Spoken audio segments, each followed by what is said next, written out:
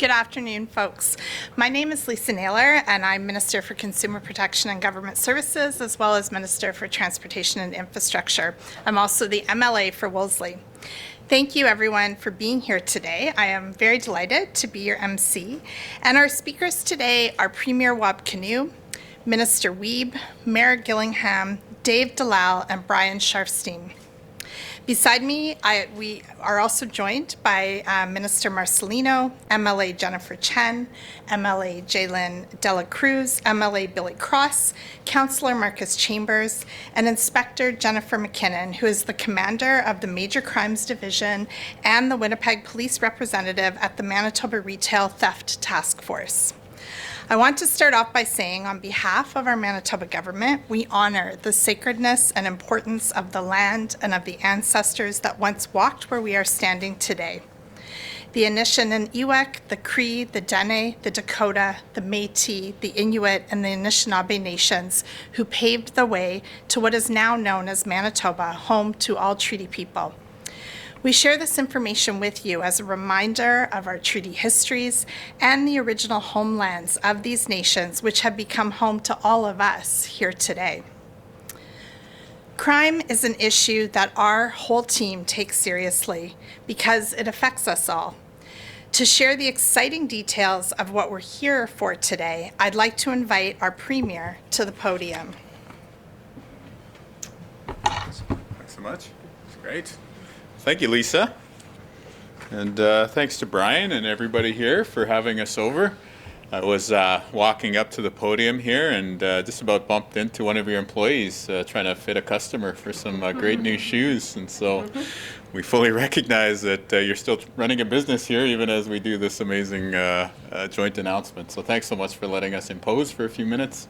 And thanks for all of your leadership to help advance the cause of safety in downtown and in so many neighborhoods here in Winnipeg. Also to the folks here in uniform from WPS, thank you for your service. We really appreciate everything that you do each and every day to keep all of us safe here in the city. And we know that being a police officer can be a hard job. So I just want you to know that we've got your back and we're very grateful for everything that you do. And so it's this kind of intersection and collaboration between community, law enforcement, and the different layers of government as represented by the mayor and Councillor Chambers that can really do good things for Winnipeggers and for Manitobans. And so today we're here to announce additional funding for the Retail Theft Initiative and the crackdown on violent crime so that this surge that we've been able to show success with over the summer with additional law enforcement resources can continue into the fall. So our team has been working with Manitobans from different walks of life and asking important questions about how we can make our community safer.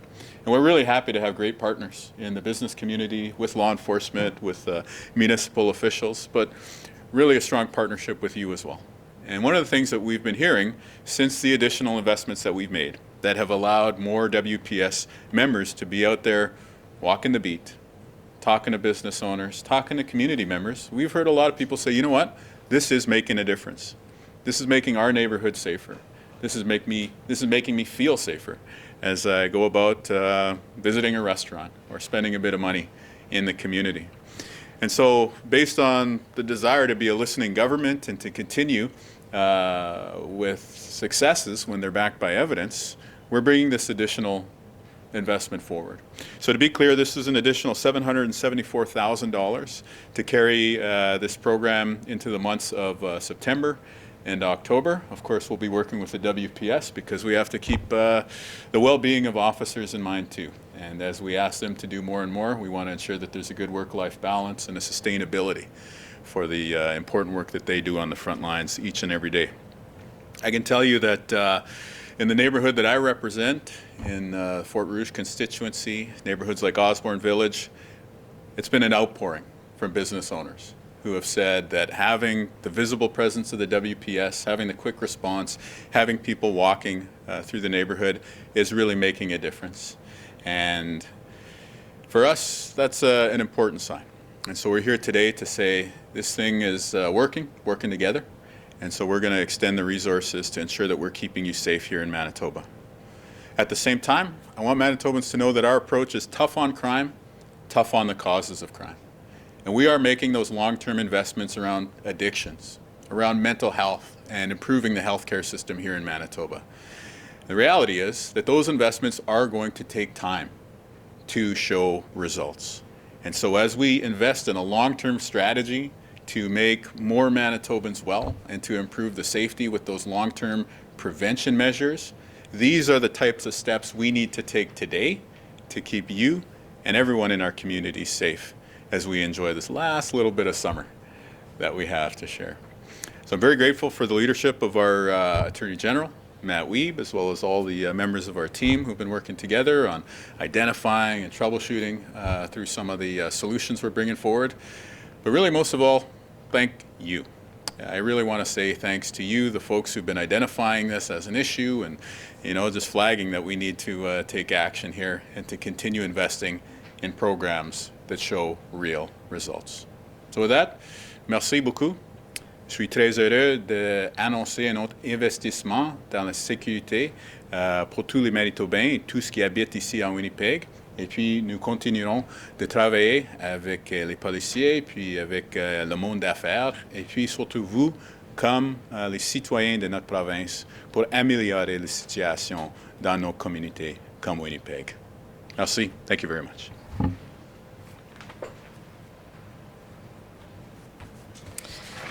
And thank you, Premier, for those words. And next, I'd like to invite the Minister of Justice and Attorney General Matt Wiebe to the podium to speak. Perfect, thank you. Thank you very much, Minister Naylor. And I too want to thank Brian Sharfstein for hosting us here today. All the employees who are busy working here and accommodating us today, we really appreciate you opening up your doors to us, but also the work that you've done in making our communities safer and your voice in that project. Today I'm pleased to bring the full weight of the provincial government behind this retail crime and violent crime initiative to announce the addition of $775,000 to continue this important project throughout the months of September and October. These resources that we're making available here today will ensure that the initiative can continue while we continue to work closely with the Winnipeg Police Service to explore options and move towards a longer-term sustainable solution to the incidents of violence and retail crime that we've seen throughout our city.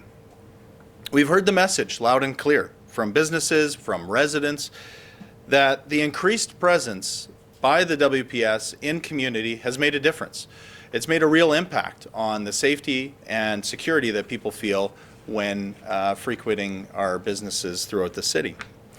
In recent months, I've taken the opportunity to meet with various biz groups, businesses in many parts of the city and throughout the province, and residents who have taken the time to share with us the successes that they've seen in this initiative and the value that they see in that community policing approach that our Winnipeg Police Service are able to take through this additional funding.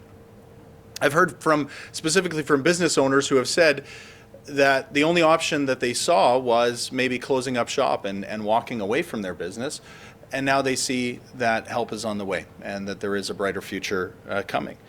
We've also heard from workers who have been feeling unsafe in their workplace and now see that we value their safety at work and the experiences they're having when dealing with the public.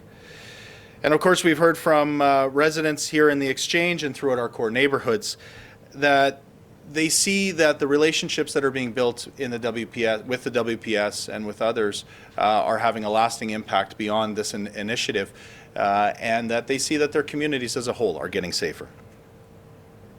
We know that this is ultimately about the freedom of individuals to be able to come to their downtown, to visit, to work, to play, and feel safe. It's about business owners who put in so much work to build their businesses over the years and to have the freedom to be able to build those businesses and see the returns that they have worked so hard towards.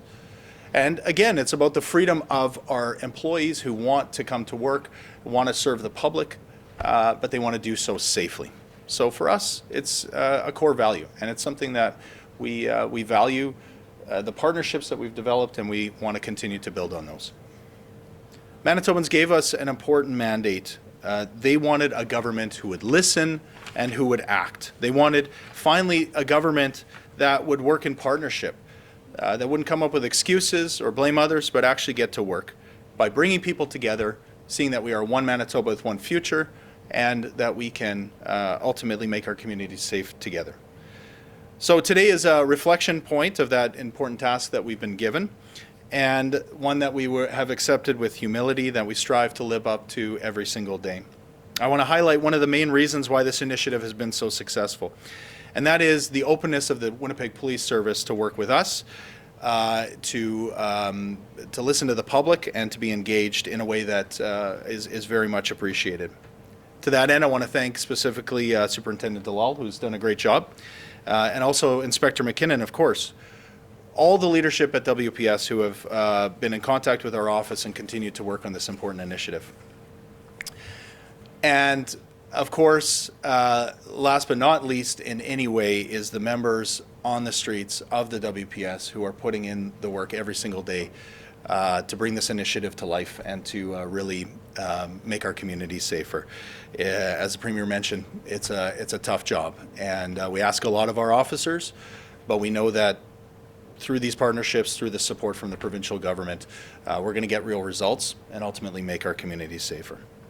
So while we will continue to provide that compassionate approach, we're going to make sure that we concede no ground when it comes to public safety. We act, and we act with partners to get things done.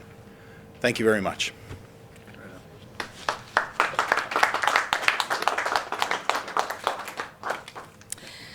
Thank you, Minister. I'm now delighted to invite Mayor Scott Gillingham to share some remarks.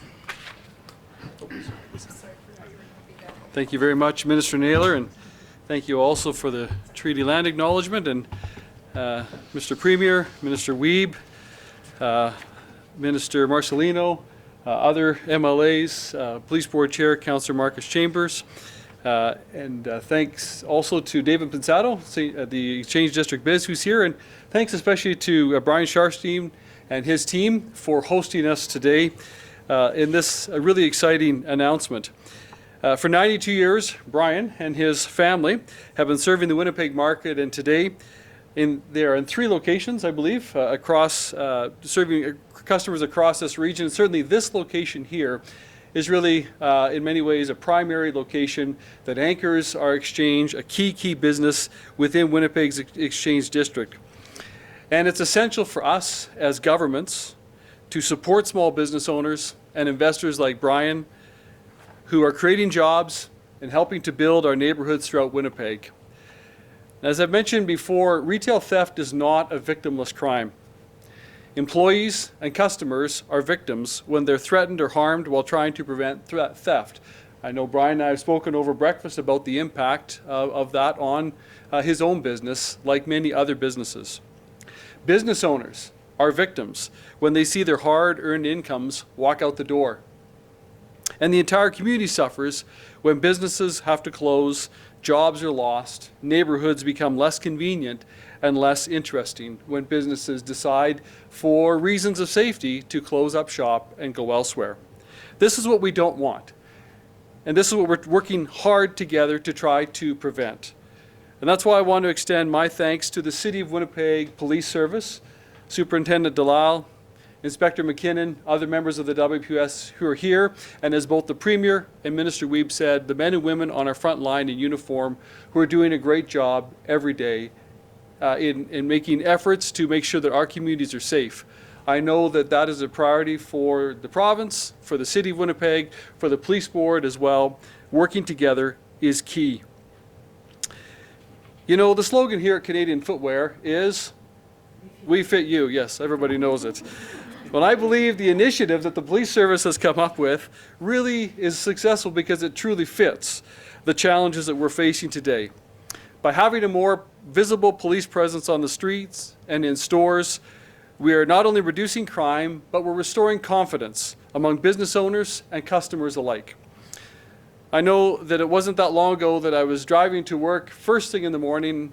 I can't remember if it was before 8 o'clock, I know, and I saw 2 police officers walking the beat out early in the morning, walking down Portage Avenue. I see them walking to other places in the downtown as well, and that visible presence makes a difference. I've had conversations like the Premier said he has, and the Minister Wiebe said he has as well. I've had conversations with business owners to say, and they've said this is making a difference in our stores, it's bringing confidence to our customers, bringing confidence to our staff. This initiative, created in partnership with the province of Manitoba, the Winnipeg Police Service, is truly making a difference. And so I appreciate the work of our police service, and I want to thank you, Premier Kinew, Minister Wiebe, and your government for your partnership with the City of Winnipeg and for your ongoing funding, and for this announcement today to extend funding so that this work can continue on into the fall is greatly appreciated. Our collaboration remains critical, and I'm glad to partner with the province in this regard. Looking forward also to ongoing discussions with the Premier and his ministers in the coming months, how we continue to work together to ensure that these initiatives and others continue to make Winnipeg a better, safer place and a place where our economy can thrive. Thank you. Merci. Miigwech.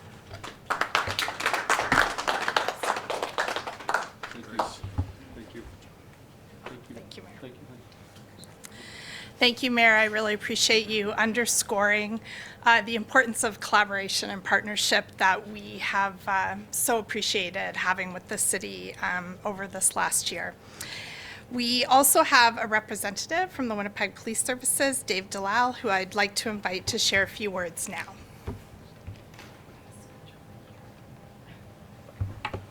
Good afternoon, everybody. The Winnipeg Police Service is extremely grateful for the opportunity to continue to deploy resources which allow our officers to engage with the community in a way that we haven't been able to due to high call volumes and demand. We've seen a real impact in these areas of focus, not only through arrests, but through a sense of safety that the officer's presence provides both to businesses and residents. Engaging with the community in a proactive way enhances our relationships with our partners such as the Viz groups, social service providers, and local residents. This builds trust and improves outcomes through faster response times and collaboration to solve the ongoing issues. We've also seen significant investigations in relation to retail theft, which have allowed officers to detect and disrupt repeat offenders. Our executive continues to discuss how we're going to provide a consistent level of service beyond this project so that the trust that we've built and the relationships we've formed can continue into the future. We thank the levels of government that are working towards this. Thank you.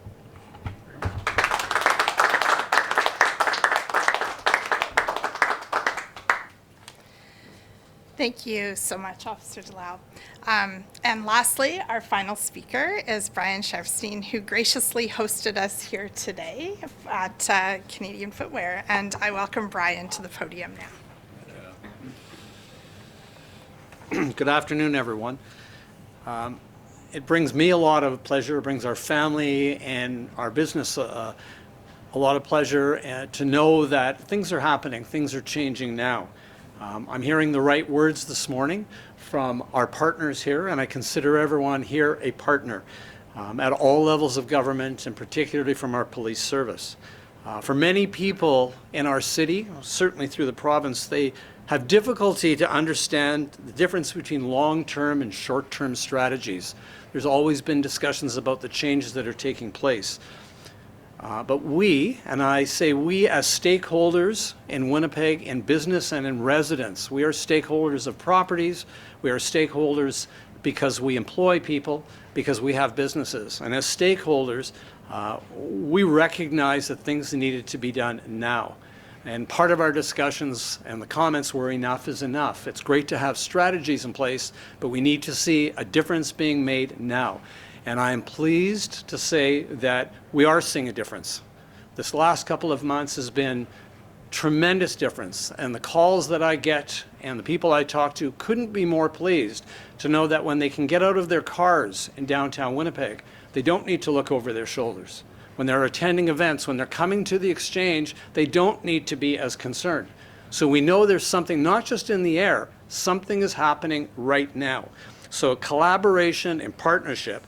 The two big words to take away from me today are sustainability.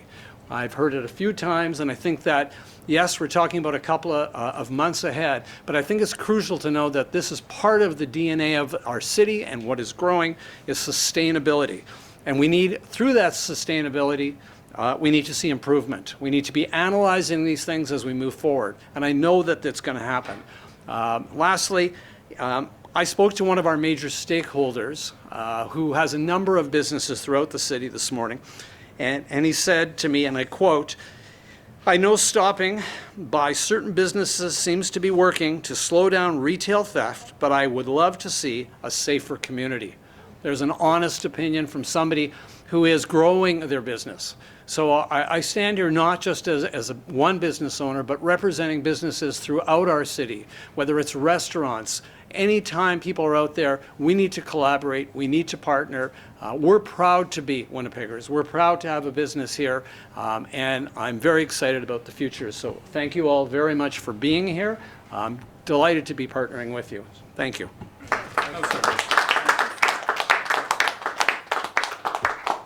Thank you so much. It's always really helpful to hear words from folks most affected by the decisions that our government is making. That wraps up the speaking portion of our event. I would like to thank everyone for joining us today at this very exciting announcement. And now our government welcomes any questions from the media. Mr. Mayor, forgive me first. Have you reached out to 7-Eleven at all on the revelation that they are contemplating closing 10 stores according to two councillors if things don't improve? And what's your reaction to that when you heard that? I've been away this week. I have not. I intend to. It's part of that's the reason that we are here in collaboration. As I said in my comments, anytime a business decides it needs to close its doors and leave a community because of safety issues, we as a community are losing. It's a loss to the residents in the area. It's certainly a loss to the business owners, and it sends the wrong signal. That's why we're working very hard to make sure our communities are safer. But I certainly will be reaching out to 7-Eleven to have discussions with them. What are you going to say? First of all, that I'm sorry that they're in this place, and that assure them, for example, an announcement like today is we are making efforts. We have a long ways to go. We're not there yet. This is just. This is just a start of more that needs to happen. We have to be the kind of community where businesses are confident to invest. Businesses have the confidence that governments have their backs and are working together to make sure that their community is safer. The Winnipeg Police Service, this is a very important initiative, but as we know, the Winnipeg Police Service and other foot patrol agencies, whether it's biz zone patrols or whatever, can only do so much. Really, we're more on the prevention end, but it's the whole justice system that Minister Wiebe, I know, has spoken about before, that has to be working in partnership and collaboration to make sure that all the systems, all the elements within the justice system are working to make our community safer. The Justice Minister talked about a longer-term, more sustainable solution going forward. So would you be supportive of increasing the police budget, hiring more officers to work towards something like that? Well, I'll let the Justice Minister maybe answer that as well, but for me, first of all, our police budget did go up again this year in 2024 over 2023. We do have more officers that are coming on, that are being recruited right now. The provincial government is supported and is bringing 24 more officers, Winnipeg police officers for foot patrol. That will be happening, and they're being hired and deployed and trained in time. So that's very important, to as well. So we really need to make sure that we do what we need to do to make our community safer. But it can't just be reaction. It can't just be catching people. When people are arrested, the system has to work down the line as well, so that individuals who are dangerous to society, that may be breaching their court orders, we can't have that. We've called for reforms to bail to make sure our communities are safer.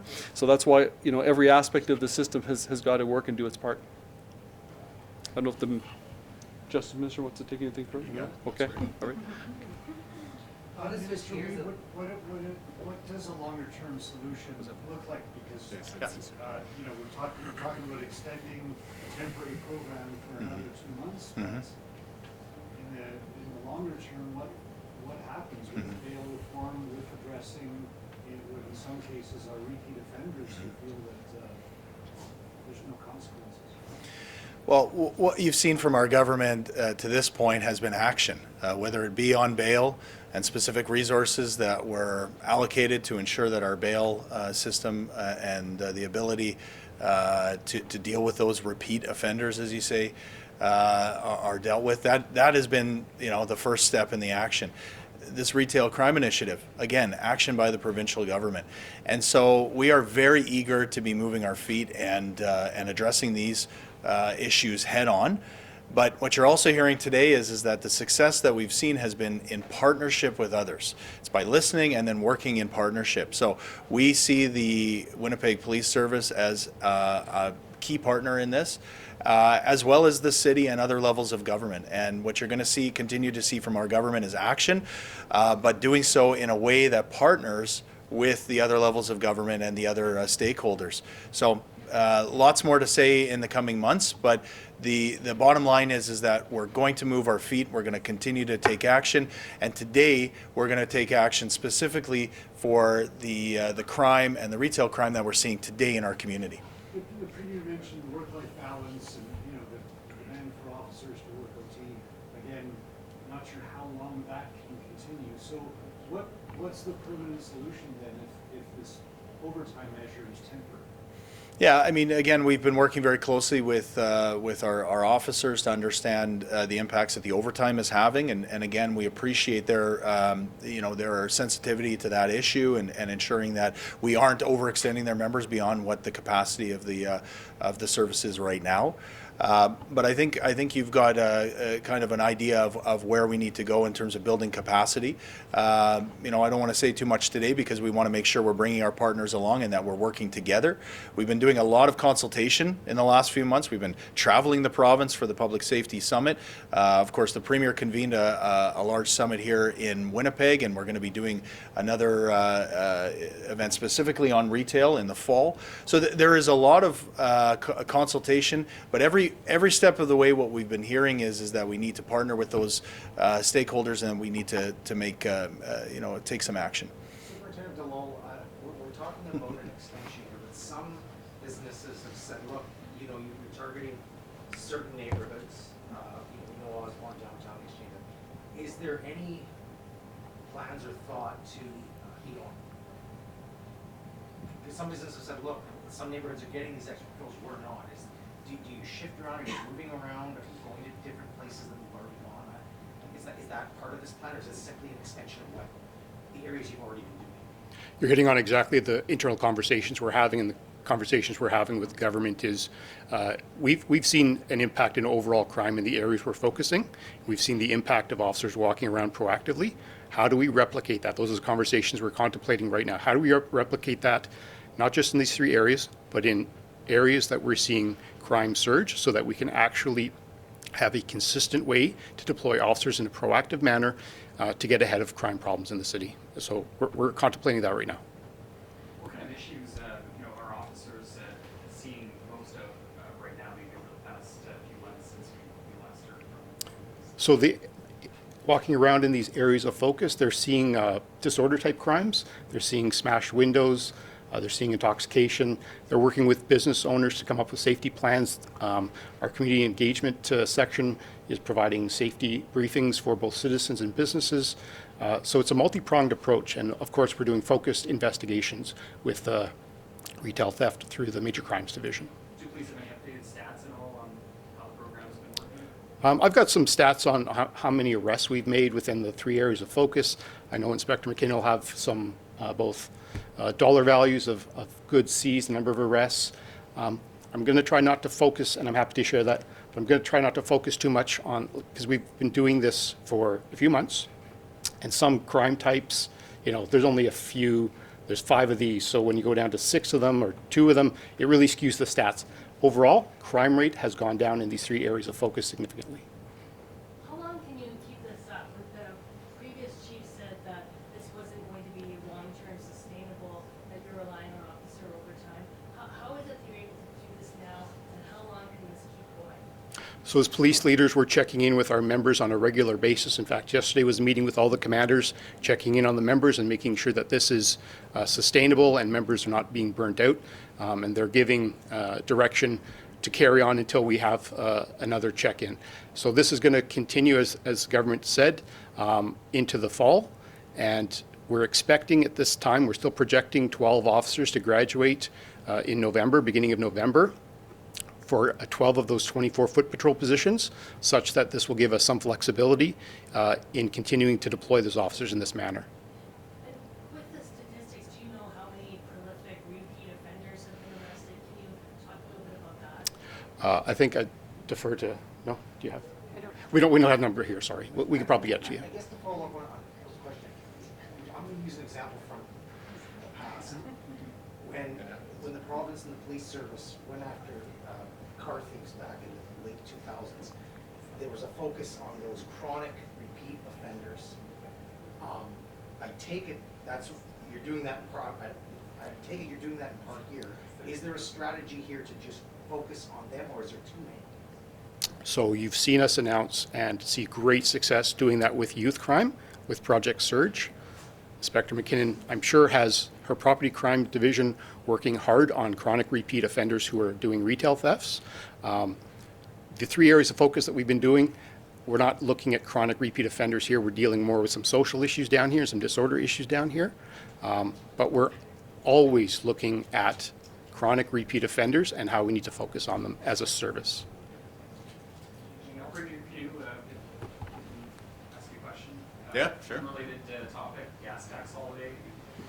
Nearing the end of that, any plans to extend it beyond September? Well, we're looking carefully at what everyone's dealing with right now with the affordability issues, the cost of living still being too high, and interest rates being high for such a long period of time. It's having a real impact on Manitobans.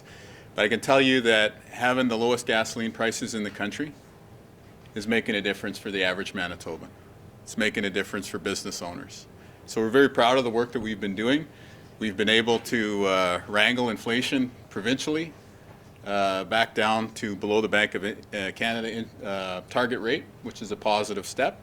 So it's moving things at the macro level, but most importantly, the gas tax holiday has moved things in a positive direction for you, the average person out there. And so we're going to keep looking at how Manitobans are feeling, how businesses are reacting, and when we have news to share, you'll be the first to know. Tied for first place with all your colleagues here from the other media outlets. Since Mr. Premier, I know the numbers only go to end of March and you've only been governor for a few months, but we had that unflattering high report on wait times. For people who saw that, read that, Manitobans want to know, what is the new government doing? Why are we still last, or why, at least in Winnipeg, why are we so bad? We're driving change in the provincial healthcare system to repair a crisis that was created over a multi-year timeline. And so when we were campaigning on healthcare last year, we were very clear that this fix is not going to be arrived at overnight. What we are doing, though, is implementing a systematic approach to reducing ER wait times by adding more beds that are staffed by more new professionals and physicians in the hospitals with large emergency rooms here in the city. And we're adding those beds and community support so people can be discharged more quickly and return either home or to a home-like setting with additional supports. So we're taking action to repair the damage that was caused by the cuts under Heather Stephenson and Brian Pallister. They took 7.5 years to break it. It's going to take us some time to fix it. Do things move as quickly as I would like at the government level? No, they do not. Is the healthcare bureaucracy moving as quickly as I want them to? No, they do not. But we have to be patient. People are working hard. People are coming out of a pandemic that wore people down. All of us felt that. It was most acute in the healthcare system. And so we have to work judiciously, meticulously, conscientiously to staff up that system, to add the beds in the areas where they're needed, and most importantly, to reduce wait times and have a better experience for you, the patient. So I would like things to move much more quickly. I wish we could have just flicked the switch and added the beds and wait times went down, but unfortunately that's not the world we live in. The world we live in is one where real change is executed over a long term with consistency, a listening approach to amend the course along the way, but continuing to drive change over a multi-year timeline. It's actually not dissimilar from what we're talking about with social issues, addictions issues, and trying to get a handle on public safety across the province. This too is something that requires a collaboration, a certain amount of flexibility, but the determination to continue moving forward long term. And so that's what we're implementing as your government. Question for the Premier on the announcements today. Instead of this temporary funding that goes for a month or two, is the government contemplating making the increase in police funding permanent, so that you're not making this announcement in a couple of months and leaving the police with some uncertainty? Well, I want to thank you for the credit that you give us politicians of not wanting to come back every few months and do these re-announcements and things like that. So thank you very much for that. I appreciate that. On a more serious level, like as we build the budget for next year, we are going to look at what works. And clearly in this instance, we've been told from law enforcement, from the business community, from the average person walking around saying that they feel safer. So we're going to take a close look at that. We're going to talk about, what are the city's needs and other municipalities and, First Nations around the province, what are the needs there? And we'll put together a comprehensive plan. Again, this is a long-term initiative when we're talking about making Manitoba safer. And I think the thing that we want to share with Manitobans today is that the steps we've taken together this summer have been working to move things in the right direction. We're going to learn from those lessons, and we're going to continue to improve things for you, the average person out there. Monsieur Kinew, Oui. En français, Ouais. quel est le résultat est-ce que vous attendez dans 2 mois à la fin de cette nouvelle phase du projet? Bien, après 2 mois, j'espère que les Manitobains et Manitobaines auront un sens d'habiter dans une ville et une province plus sécuritaire, avec plus d'appui pour les polices et puis le monde d'affaires. Et surtout, j'espère qu'aussi les leçons qu'on a vécues et vues cet été pourront informer et appuyer nos plans pour le futur et l'avenir. Regarde, nous avons besoin de faire des investissements dans le système de la santé mentale et puis pour lutter contre les addictions, mais en même temps, tout le monde connaît que les polices ont un rôle important et que nous devons prendre de l'action maintenant. Alors, en prenant cette action immédiatement, nous sommes aussi en train de lutter contre les défis au long terme, au même instant. Premier Kinew, can you tell us a little bit about how things are looking with the landfill search? Yesterday we got a sentence and life sentence for Mr. Skibecki for the murders of Morgan Harris, Mercedes Meyer, Buffalo Woman, and Rebecca Contois. Can you tell us where we're at now with the search for Ms. Harris and Ms. Meyer? Yeah, definitely. I want to begin by acknowledging the tremendous courage that the families of the victims have shown. Yesterday, after the verdict, I took the time to call each of the families, and we had good conversations. I spoke to the Grand Chief of the Assembly of Manitoba Chiefs, folks with Kiganaway Nimananig. So in large measure, we just wanted to reach out to folks who did read impact statements, whether they were victims or community impact statements, just to let them know that they did an important service for the public in helping to put on the permanent record just how awful these crimes were and how important it is for the justice system to send a message that Indigenous women are as loved and valued as everyone else in Manitoba. They did something important for the future of our province and for the future of our country. I also want to acknowledge Justice Joyal. I think his conduct in administering justice here should give confidence to Manitobans that our justice system is moving in a positive direction for the future. And of course, I say that with the utmost of respect for the separation between the legislative and executive branch from the judicial branch in government. So earlier today, I went for a run with the Prime Minister, and he runs a good pace. We ran around Assiniboine Park together.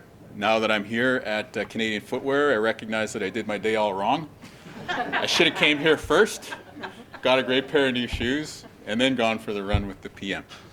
But the reason why I mention it in this context is that I did provide a fairly detailed update to the Prime Minister about the status of the landfill search. And what I told him is that we have voices from each of the families helping us to run this oversight committee so that they can steer the project management.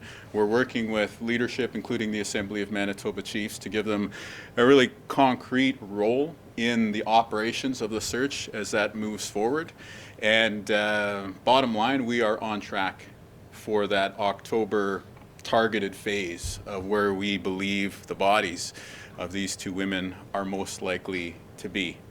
I can also share with you that I'll be visiting Prairie Green tomorrow to do a walkthrough myself. And again, this is part of just, you know, that ethos of management by walking around. It's all good to draw up plans around a boardroom, but I also think it's important to put eyes on the project at hand and to be there on the ground. And so these are some of the works that we're doing on, these are some of the work rather that we're doing on the immediate steps around searching the Prairie Green landfill. And I can also tell you that next week we'll have more to say on some of the other steps that the families have asked for in terms of prevention and trying to spare future Manitobans from avoiding having to experience the awful things that they've been put through over the past couple of years. Well, you know, again, we have begun the hiring process related to staffing up the landfill search operation. We can provide details in terms of what you would define as a searcher soon enough, I would say. Yeah. The Assembly of First Nations National Chief, she asked you, and you and I have had this conversation quite a bit, even Cambria is talking about this. They've asked at this point that, you know, as you said, they want this to be prevented in the future, something like this. And so they want to do an independent public inquiry about this. They want that to be established. Is this something your government will want to work with them about to look at the systemic problems that led us up to this point? So we are definitely addressing the systemic challenges that led to this point. I think there's a bunch of lessons learned from the fact that this was politicized during a provincial election campaign. Let's all never forget that. Let's all recognize how awful that was. Probably one of the worst things to ever happen in Canadian politics. Just absolutely inappropriate. So there's lots of lessons to learn. I will always have time for the families. To be frank, we have not had time for a conversation around the issue we're raising. The conversations we've had have been about the verdict, right? The sentencing, the search. So we're moving on with work on those, and like I said, families first. So if this is something that's a priority for them at the appropriate time, I'm sure they'll raise it, but right now this is not something that we've really dove into.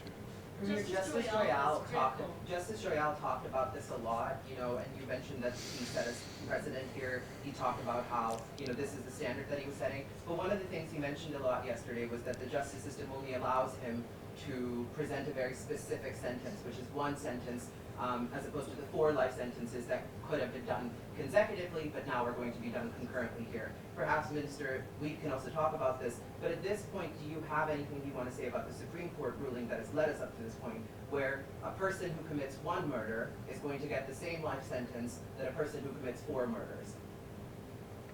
We were discussing this yesterday with some of the families and other folks who've been supporting them. And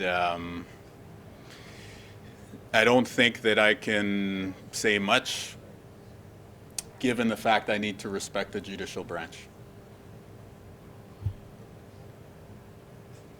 Certainly on my mind, and it's a hot topic of conversation, though. Would you advocate for changes to federal legislation that would change that? The reason why I cite respect for the judicial branch is that the changes to the Canadian legal framework came as a result of a Supreme Court decision.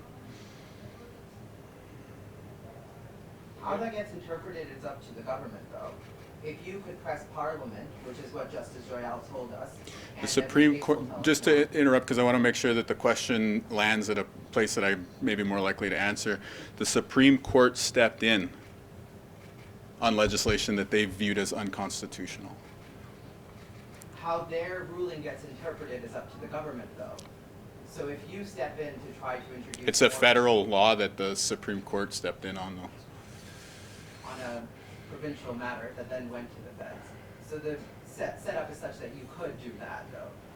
You could advocate for that as part of the government of Manitoba, that they can, you know, you talked to the PM today, as you said, you could bring that up to him. So I have to respect the justice system, the administration of justice as handled by people like Justice Royale. I also have a tremendous amount of respect for the Supreme Court of Canada. What I would say in response to the issue that you're trying to press is that this person can never be allowed to see the light of day as a free person in our country again. The crimes that were committed, the terrible actions which are now part of this person's vocabulary, means that they can never be free again. And I'm not entertaining exceptions to that. So we spoke to family members yesterday, and they said we need to remember this. When this person applies for parole in the future, this needs to be reminded of people entertaining, you know, those hearings and stuff like that. I hope I'm not overstepping here by saying that, but I don't think there's too many Manitobans who are going to argue with me when I say this person can never be free again. You're right, but my colleague's question just now is true, right? Like, I didn't hear it we're because I was 25 talking, years from unfortunately. now, right?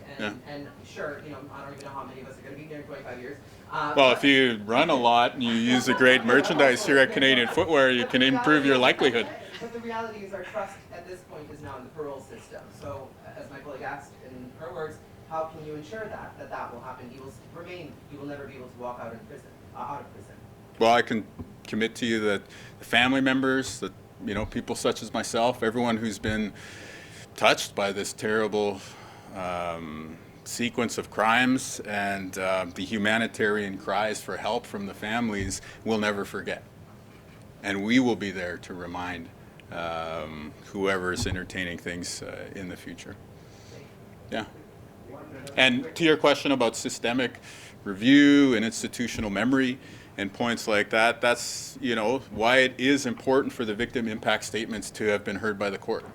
That's why it is important for Justice Royale to have rendered the verdict in the fashion that he did, acknowledging not only the guilty and, you know, their culpability for the crimes, but also acknowledging the context around missing and murdered Indigenous women, girls, Two-Spirit Plus people in which these crimes were committed.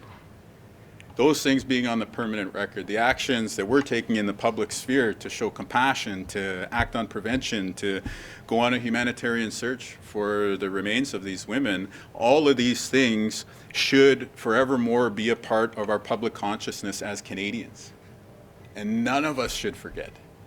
And I hope that one of the things that arises out of this period is that the living memory of what our province has been through, most acutely felt by these families, is preserved so that we never repeat these things again, but also preserved so that justice continues to be served in a way that it makes this province and country safer for everyone. Okay, I'm getting the all clear sign. Used too many big words there, so that killed the press conference, I think is what he's saying. Anyway, thanks so much. Really appreciate it. Thank you, everyone. Thanks, Brian.